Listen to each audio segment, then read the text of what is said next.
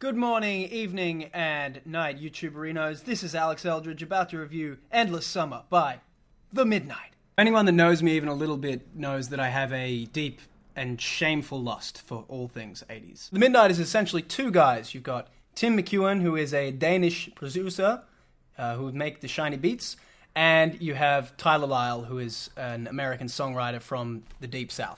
And basically, these two guys came together in, I believe it was 2014, and made the Days of Thunder EP. Now, that is a lovely little EP. It's a lovely, nice, shiny little slice of 80s synth heaven. And, you know, I have nothing bad to say about that. But this record just far and away outstrips it. I mean, it's basically like upgrading from like a Toyota Seeker to like a circa 1989 Lamborghini or something. My car analogies are pretty shocking. Everything about this record is just pretty spectacular. I mean, the production is stellar.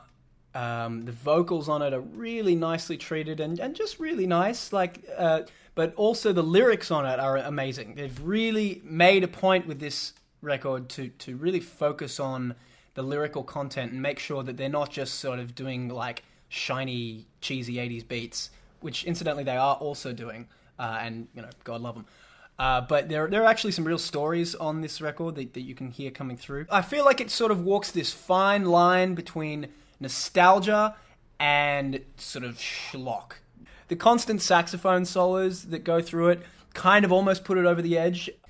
Oh, they would put it over the edge if they weren't so good. Oh my God. The sax solos on this record are just amazing. They absolutely make... Crockett's Revenge is good, but probably the best example of this is Vampires. Yes, there's an 80s synth record called The Midnight that has a track on it called Vampires. I mean, you can't really get much more cliche than that. But having said that, it's got an amazing saxophone line in it, and the imagery sort of painted with it is really nice as well. Some standout tracks for me on this record would have to be Daytona.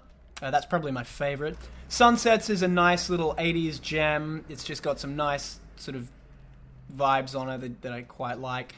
Nighthawks and Lonely City kind of make up this little diptych sort of thing where one sort of bleeds into the other. Nighthawk in particular is really cool. I feel like it's the most vividly painted narrative on this whole record. So it's essentially about a guy, maybe sort of an ex-lover of this girl, sort of who's living kind of above her. You know, it's that sort of, my apartment's here, your apartment's here, and he's kind of looking in on her, and it like depicts this and talks about her day and what she does. And it's quite creepy, but what's made even more creepy is that the guy uses a vocoder on it. Like, just the way that the voice is kind of it has this very eerie effect that makes the track quite unsettling, and I'm really a big fan of that sort of eerie, you know, just creepy sort of vibe, and they really kind of nailed that in that. But then the track actually goes into this sort of weird future-based trap thing that's just got, you know those sort of cut-up vocals. I feel like this was almost a sort of shot at crossover, but it really works well with this aesthetic. It just sort of really hits the nail on the head in terms of what they're going for. There's basically just got this in a lonely city, and they just sort of cut that up and then put big ass trap drums on it, and just honing in on the details here. The tom solo that comes into the second half is like pants jizz worthy. It's like just I'm gonna play it. Fucking mint, right? So, like I said, the fine details on this record are just very, very spectacular. He's Tim McEwen, who's basically the exclusive producer. He said he took about a year making this thing, and you can hear it. Like, there's just all these little fine details that you're just like, oh, that's nice. Daytona in particular has these it creates this very nice effect. It's got this nice little arpeggiated thing at the beginning. It's kind of almost this sort of chiptunesy, digitally music sort of thing. I think the thing I really love about that particular track is that you kind of feel almost you're at this racetrack. You know, you can like just see all the cars lined up and everyone's like glinting down over their wayfarers moodily, just kind of looking around. And it's just got this very nice feel that kind of that's quite cool.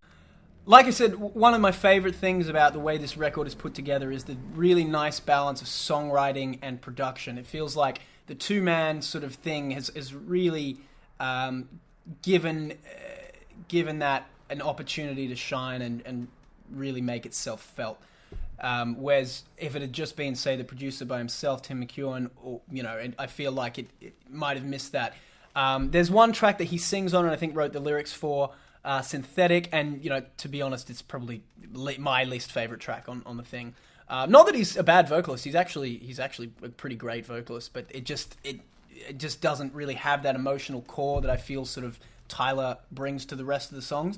They're all very vividly sort of painted and sketched out, just in terms of song craftsmanship. It just gives the record this very nice, cohesive sense of like these are songs that have been polished to the point where they're just like, beautiful, shining jewels of 80s gooey goodness. I don't know how much stayability it has. I'm not 100% sure for how long I'll sort of be coming back to this and listening to it, because I feel like this is the sort of thing you just binge on and then maybe hear, a couple of months or years later and go like, oh yeah, I remember that record. That was great. In that way, I'm not necessarily sure that it's got huge lasting potential as a really, like top shelf album that you can just reach out and pick up any time. But in the moment, it is just a really spectacular listen.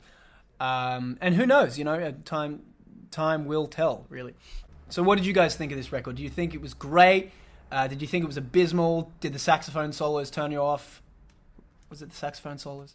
Leave a comment below, like this video if you dug it, and please subscribe if you want to see more. Pleasure.